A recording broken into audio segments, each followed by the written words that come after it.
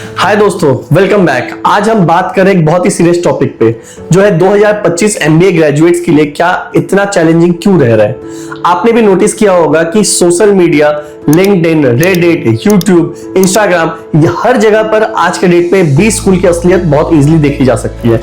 हर दूसरा बच्चा इंस्टाग्राम पे डे टू डे अपनी एक्टिविटीज को पोस्ट कर रहा है, प्लेसमेंट की अपॉर्चुनिटीज को पोस्ट कर रहा है, उसका दिन कैसा जा रहा है, उसमें कौन सी कंपनी आ रही है, सारी चीजें आ रही है। तो पहले जिस तरीके से एक मार्केटिंग गिमिक हो जाता था 100% प्लेसमेंट का, वैसे धीरे धीरे वो मार्केटिंग गिमिक खत्म होते जा रहा है। पहले ऐसा नहीं था। पहले आज से 8-10 साल पहले जब क्या होती थी, बच्चे लोगों को टोटली गूगल पे डिपेंडेंट होना था।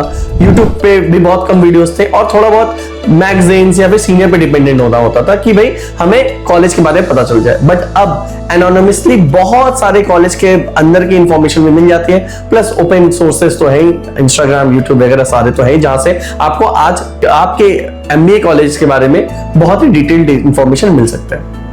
और इसका असर दिख भी रहा है कि इस साल कैट में रजिस्ट्रेशन भी लास्ट ईयर से काफी ज्यादा कम हो चुके हैं। तो ये कम होने का रीजन क्या है, इससे बारे में आज हम लोग डिस्कस करेंगे। तो सवाल ये है कि एमबीए भी इंजीनियरिंग की तरह क्या एकदम वैसा होते जा रहा है कि भाई बहुत सारे ज्यादा एमबीए प्रोड्यूस हो रहे हैं। बट मेरे ख्याल से ये प्रॉब्लम नहीं है।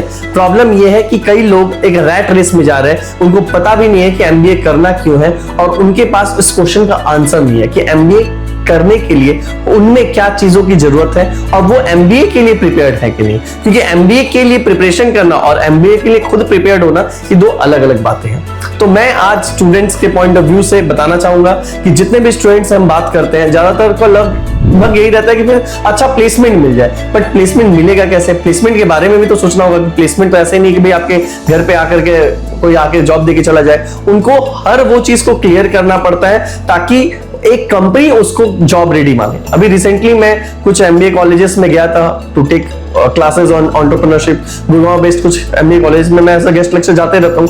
वहां पर भी मैंने बच्चों से बातें की, तो लास्ट में बच्चे ने सर जॉब कैसे मिलेगी, हमने उनको कुछ बातें बताई और मैंने ओपनली बताया कि मेरी खुद की कंपनी भी कई लोगों को हायर करने को तैयार है, इंटर्न लेने को तैयार है, बट बशर्ते वो एक बेसिक अपना वाई एमबीए या क्यों वो एमबीए करने जा रहे हैं उसका गोल क्लियर रखें। तो बहुत सारे बच्चे हैं जिन्होंने बीए कर लिया, बीएससी कर लिया, बीबीए कर लिया, अब वो चाहिए जॉब मिल नहीं रही है, तो उनको लग रहा है कि चलो भाई जॉब के लिए सबसे अच्छा तरीका है एमबीए कर लेना। बट ये बात समझ लीजिए, एमबीए प्लेसमेंट का कोई रूल नहीं है कि ऐसा नहीं कि प्लेसमेंट चाहिए इसीलिए एमबीए कर लिया। पहले आप समझिए एमबीए करके या जिस कंपनी में आप वर्क करना चाहते हैं उस कंपनी के लिए आप रेडी है कि नहीं, उस कंपनी में आप क्या कंट्रीब्यूट कर सकते हैं, ये सब बिना सोचे समझे अगर आप सोच रहे जस्ट एमबीए कर लेंगे और एमबीए करते ही जॉब लग जाएगी, तो ये इंडिया में अब धीरे धीरे मुश्किल होते जा रहा है। रीजन क्या है?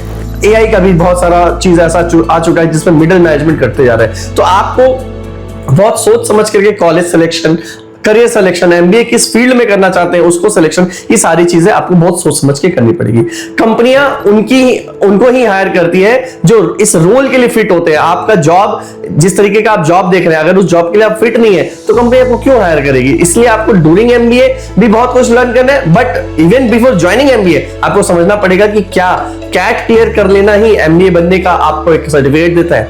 क्योंकि असली कंपटीशन तो आपको कॉलेजेस में होती है, स्पेशली टॉप एमबीए कॉलेजेस जितने भी हैं उसमें तो इतना ज्यादा कंपटीशन है आप वहां सोच भी नहीं सकते। तब आपको लगता है कैट कितना इजी था, क्योंकि वहां के कंपटीशन इसलिए भी बहुत ज्यादा है कि वहां पर स्मार्टेस्ट ब्रेन्स आते हैं। इतने सारे लोग जो पूरे इंडिया के बेस्ट टू बेस्ट ब्रेन है, कोई 4 साल का एक्सपीरियंस रखता है, कोई 5 साल एक्सपीरियंस है, गूगल में काम किया है, कोई आईआईटी का टॉपर रहा हुआ है, ये सारे ब्रेन मिल करके आते हैं एक जगह पढ़ने के लिए। अगर आप वहां पर सिलेक्शन आपका हो जाता है, उसके बाद का कंपटीशन कई बार और भी मुश्किल हो जाता है। और कहीं ना कहीं ये सबसे बड़ा रिफ्लेक्शन हो जाता है कि जो 100 बच्चे एडमिशन लेते हैं उसमें जो 10% 15% बच्चे का प्लेसमेंट नहीं होता, उनको सबसे ज्यादा सफर करना पड़ता है, क्योंकि वो शायद उनको क्लियर भी नहीं था कि भाई उन्होंने एमबीए करना क्यों है। तो ये बहुत इंपॉर्टेंट है कि आप अपना वाई क्लियर कर लीजिए कि क्यों आपको एमबीए करना है।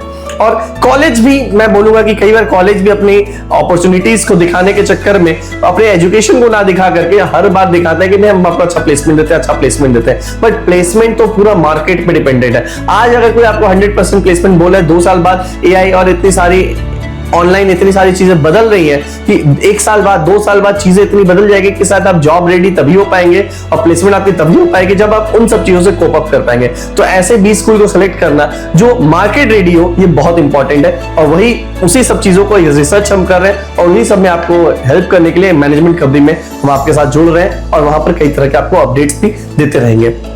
मैं भी कई कॉलेज को जानता हूं जहां पर पिछले के मुकाबले पिछले साल का फीस समझ लीजिए बहुत सारे ऐसे कॉलेज हैं जो फीस बढ़ा दे रहे हैं, जो फीस बढ़ा रहे हैं। पिछले साल जहां की फीस 15 लाख थी आज उसको 20 लाख कर दे रहे हैं, जहां की 12 लाख थी उसको 16 लाख कर दे रहे हैं। उनको लग रहा है बस ये बिजनेस बनते जा रहे हैं, बट क्या उसके लिए वो वैल्यू ऐड कर रहे हैं कि नहीं, ये सब चीजों पे भी आपको देखना पड़ेगा। तो जब तक आपका क्लियर नहीं हो कि भाई आप एमबीए क्यों करना चाहते हैं, आपको अपनी कम्युनिकेशन, अपनी लीडरशिप स्किल्स, अपने खुद के स्किल के ऊपर बहुत बहुत ध्यान देना पड़ता है। और क्योंकि जब तक आप अडेप्ट नहीं करने को तैयार है, आप जिस भी बैकग्राउंड से आए हो, आपने बीएससी किया है, आपने बीकॉम किया है, आपका बैकग्राउंड अलग था, जब आप एमबीए में आते हैं तो बीएससी करने वाला science student, commerce student, arts student, even top business में इसमें काम करने वाला, टॉप कॉलेजेस या टॉप कंपनीज में काम करने वाले लोग सब एक साथ पढ़ेंगे। तो जब एक साथ पढ़ेंगे तो आपको वहां पर एडजस्ट करना बहुत बड़ा एक और चैलेंज होता है। अगर वो आप एडजस्ट कर पाते तभी आप अच्छा काम कर पाएंगे। और दूसरी बड़ी प्रॉब्लम यह है कि स्टूडेंट अपने थॉट प्रोसेस में जब सोचते हैं कि मेरे पास आईएम के स्टूडेंट इतने सारे आते हैं, बट उनको प्लेसमेंट कितने का मिल रहा है, अगर किसी को 15 लाख का मिल रहा है, किसी को 20 लाख का मिल रहा है, तो क्या सेटिस्फाइड है? कई बार सेटिस्फाइड नहीं है, क्योंकि कई बार कंपनीज जिसमें आप जा रहे हैं उसमें इनिशियल प्लेसमेंट ही मैटर नहीं करता, आपको लॉन्ग टर्म ग्रोथ देखना पड़ेगा। आज एक ग्रोइंग कंपनी है, स्टार्टअप कंपनी में आप जाते हैं, वहां पर प्लेसमेंट का भले आपको पैसा कम मिल रहा हो, बट अगर आपको शेयर्स अच्छे मिले और कंपनी ग्रो कर गई तो आप 100 करोड़ के मालिक बन सकते हो। ऐसा बहुत सारे एग्जांपल्स आपको मिल जाएगा। आज शार्क टैंक वगैरह में अगर आप देखते हैं तो इन सब चीजों के बारे में भी आपको आइडिया होगा। तो जब आप प्लेसमेंट की तरफ जा रहे हैं तो हमेशा अगर आपने बेंचमार्क कर लिया कि भाई मैंने तो 15 लाख रुपए खर्च करके या 20 लाख रुपए खर्च करके एमबीए किया है, तो अब मुझे तब तक एमबीए का आपको जॉब नहीं सिलेक्ट करना है जब तक मुझे एटलीस्ट 20 लाख के ऊपर का जॉब ना मिले। तो ये सब तरह का सोच अगर आप रखते हैं तो कई बार प्लेसमेंट उनके भी नहीं होते और वो भी रिफ्लेक्ट करती है। तो मार्केट में एक चीज और भी आपको समझना है कि भाई मार्केट जो कंपटीशन जहां पर ज्यादा मिल रहा है आपको, वहां पर आपको मार्केट रेडी और ज्यादा होना पड़ेगा। आपको आदत डालनी पड़ेगी कि सबसे बड़ा आपके अंदर चेंजेस क्या आ रहा है। टेक्नोलॉजी, एम्प्लॉयर्स, अब सब नॉर्मल जो पहले जो चीजें थी वैसे नहीं होती थी। पहले से किसी को सिर्फ फिनेंस आता है, उनको डिजिटल मार्केटिंग नहीं आता था, चल जाता था। बट अब आपको डिजिटल मार्केटिंग भी आनी चाहिए, फिनेंस का भी नॉलेज होना चाहिए और मार्केटिंग का भी नॉलेज होना चाहिए। तो मल्टी डोमेन नॉलेज के बिना आपको प्रॉपर कंपनी नहीं लेगी। आप सिर्फ एक डोमेन में बहुत अच्छा कर रहे हैं और उसके बेस पे आप एमबीए वाले को अब कंपनी ले ले, वो मुश्किल होती जा रही है। क्योंकि आज के डेट में AI driven decision making skill चाहिए और एआई और ऑटोमेशन बहुत सारे रूटीन टास्क को खत्म कर रही है। और यही रीजन है कि भाई आपको जो एआई ऑटोमेशन से जो रूटीन टास्क खत्म हो रहे हैं, मिडिल मैनेजर खत्म हो रहे हैं। और ये बिल्कुल वैसा ही है जैसे कंप्यूटर ने, जब शुरू में कंप्यूटर आए थे, जिसको कंप्यूटर सीखा उन्हीं को जॉब मिली और जिन्होंने कंप्यूटर को सोच लिया कि भाई बर्डन है, इससे जॉब जाएगी, प्रोटेस्ट करते रह गए, बट उन्होंने अपने आप को ग्रो नहीं करते देखा।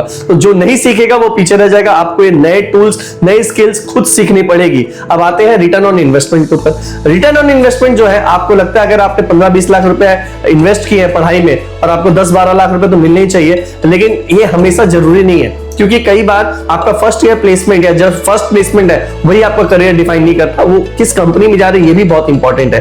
कम बजट का प्लेसमेंट लेकर के भी अगर आप ग्रो कर पाते हैं तो उससे अच्छा आपका करियर कोई नहीं देख सकता है। तो सच्चाई यही है कि अगर 50% बच्चा को भी अगर रिटर्न पर ऑफ इन्वेस्टमेंट मिल जाता है तो उनको लगता है कि भाई हमारा तो सब कुछ सही है, ये कॉलेज सही है। बट आपकी पहली जॉब, आपकी पहली लर्निंग है, वो आपको पहले समझना है। क्योंकि आप जो लर्न करेंगे फ्यूचर में जाकर के, यही आपको फर्दर ग्रोथ में हेल्प करेगा। जस्ट एमबीए करके निकलते ही आपको जो प्लेसमेंट आपका अमाउंट मिल रहा है, वही अगर आपको लगता है यही बेस्ट अमाउंट जो दे रहा है वही आपका बेस्ट है, तो इसमें मत जाइए। ऐसे बहुत सारे केसेस हमने देखे हैं जो नए-नए 20 स्कूल्स वाले जानबूझ करके इन्फ्लेटेड प्लेसमेंट दे देते हैं और 2-3 महीने बाद वो प्लेसमेंट भी खत्म हो जाती है।